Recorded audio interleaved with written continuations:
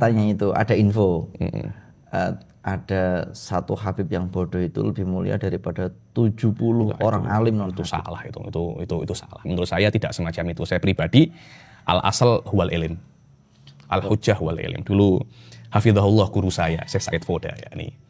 Beliau itu selalu mengatakan kepada saya, kita itu mesti mengikuti orang alim. Bukan mengikuti orang yang mempunyai nasab. Betul itu. Jadi nasab itu hanya murajjih. Jadi kalau ada orang alim, 2 orang alim, sama-sama alimnya, tapi satunya nasabnya tinggi, keturunan Rasul, itu akan menjadi murajjih. Inti mesti mengikuti yang keturunan Rasul ini, atau keturunan yang mulia, daripada yang alim juga, tapi keturunannya tidak mulia. Karena itu, wallahu alam diantara sebab terjihnya madhab Syafi'i. Madhab Syafi'i kan daripada Bani Muttalib, kembali kepada Bani Muttalib, daripada 4 madhab, sebagian ulama yurajjih madhab Syafi'i daripada madhab Imam Abu Hanifah, madhab Malik, madhab Ahmad bin Hambal, karena Imam Syafi'i keturunan orang mulia. Jadi yang namanya nasab itu murajjih, al asal huwal ilm. Nasab hanya sebagai penguat. Penguat saja. Tapi sebagai nomor penguat, 1 tetap ilm. Al hujjah walil ilm, walaysa lin nasab. Yani ini bisa dipertanggungjawabkan. Berarti kalau begitu karena al ulama warasatul anbiya, yang mewariskan itu adalah ulama. Yani yang mewarisi anbiya itu adalah ulama. Ilmu itu nurun. Ilmu itu cahaya tapi tidak menurun. Ilmu tidak menurun, betul itu. Berarti Anda kiai, anak Anda tidak Anda ajari, dia akan menjadi pintar? Enggak kan? Yakni ilmu itu mesti bita'allum, tidak menurun. Saya yang makan, anak saya yang kenyang. Enggak ada semacam itu, enggak ada. Itu anggapan-anggapan yang salah itu anggapan-anggapan yang salah. Jadi maknanya seorang yakni ilmu adalah sesuatu yang paling mulia.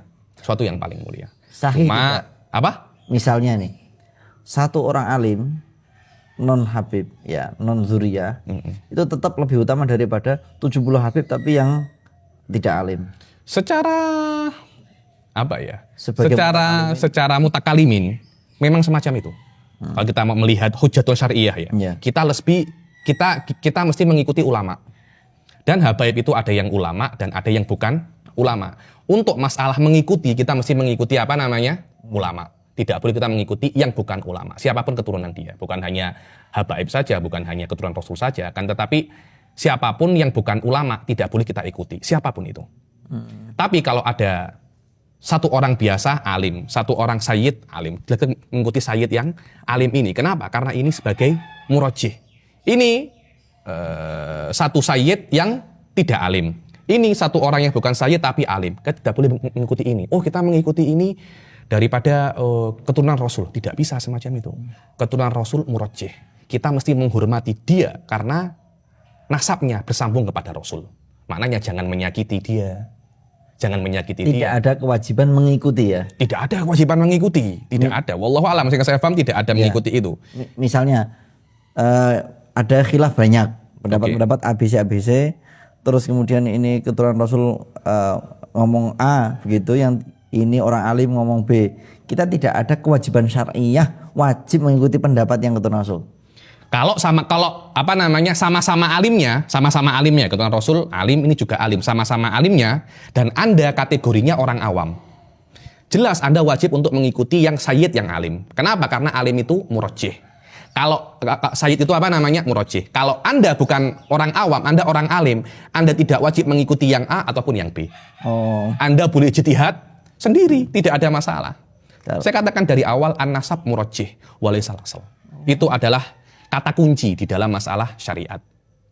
Ini karena kita bahas lebih lanjut sebenarnya, karena banyak orang-orang itu salah sangka di dalam masalah ini ya nih. Ya ini an-nasab bukan hanya nasab kepada nabi saja, kepada orang mulia. Ini mungkin anaknya kiai kah, Gus. Oh, kalau Gus ngomong maknanya benar, tidak ada semacam itu. Tidak ada semacam itu. Oh, kiai ini ngomong masih benar, tidak ada semacam itu. Tidak ada semacam itu. Siapapun Anda, tolak ukurnya adalah dalil. Tolak ukurnya adalah apa namanya? Dalil. Dalil Anda bagaimana? Kuat ataupun tidak? Kuat ataupun tidak? Adapun nanti, oh ini saya benar karena saya keturunan fulan, tidak ada itu. Yang maksum hanya 2, nabi dan malaikat. Keturunan nabi tidak maksum, mungkin salah, mungkin benar. Kecuali kalau sudah nyalon jadi malaikat baru. Beda lagi, atau nyalon jadi nabi juga bisa. Tidak ada semacam itu, tidak ada. Ya ini hal-hal yang mesti dijelaskan, dijelaskan, dibentangkan dengan yang yang benar. Oh, kalau berbuat dosa tidak ditulis, nggak ada semacam itu. Nah, itu Habib. Konon ada satu pemahaman kalau Habib itu dia berbuat dosa ya nanti akan aman gitu. Itu saya kira hal-hal semacam itu hanya keyakinan tanpa dalil itu, tanpa yakni. Sudah saya katakan yang maksum hanya dua orang saja, hanya dua perkara saja, malaikat dan nabi. Selain itu tidak bisa untuk maksum.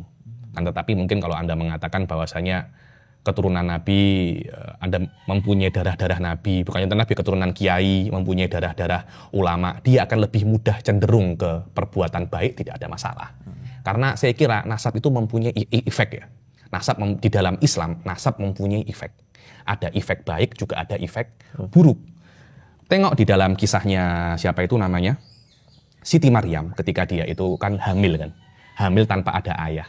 Orang-orang itu mengira dia itu berzina loh. Loh, kowe kok meteng, bapakmu ndi gitu loh.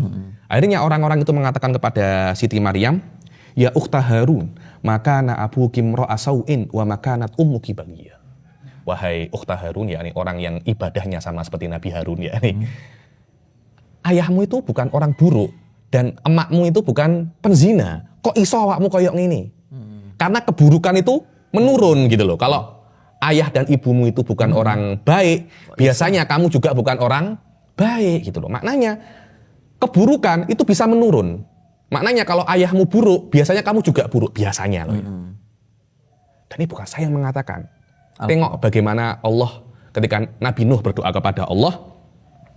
Wa qala Nuhur Rabbi la tadhar alal ardi minal kafirina dayyara innaka intadarhum yudillu ibadaka wala yalidu illa fajiron kafaro. Kalau kamu meninggalkan di dalam dunia itu satupun orang kafir, tidak akan lahir daripadanya kecuali fajiron kafaro. Loh, maknanya kekufuran itu bisa menurun, ada ya. Tapi saya tidak mengatakan pasti, tapi ada. Dan tidak sedikit nisbahnya. Biasanya kalau bapaknya non muslim, anaknya juga non muslim. Bapaknya muslim, anaknya juga muslim.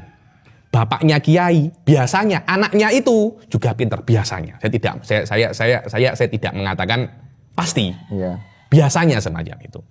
Ayahnya seorang Habib itu beda ya. Habib, ada Sayyid. Habib itu yang alim daripada kalangan Sayyid. Oh begitu. Yang saya paham semacam itu. Sayyid adalah keturunan Nabi.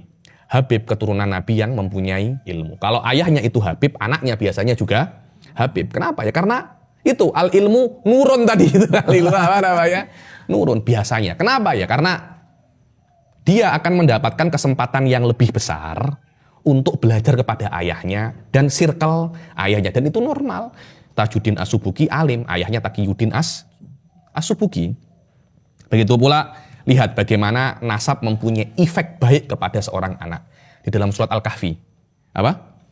Wa ammal jidaru fakana li ghulamaini yatimaini fil madinati wa kana tahtahu kanzul lahuma wa kana abuhuma sholihah. So, tengok wa kana abuhuma sholihah. Hartanya anak berdua ini dijaga oleh Allah melewati Nabi Khidir.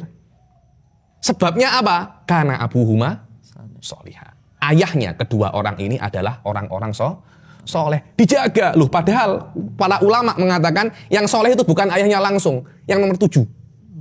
Bagaimana kalau 7-7-nya semuanya soleh? 7-7-nya semuanya soleh, bukan dijaga lagi, dikepas pampres itu, dikepas pampres.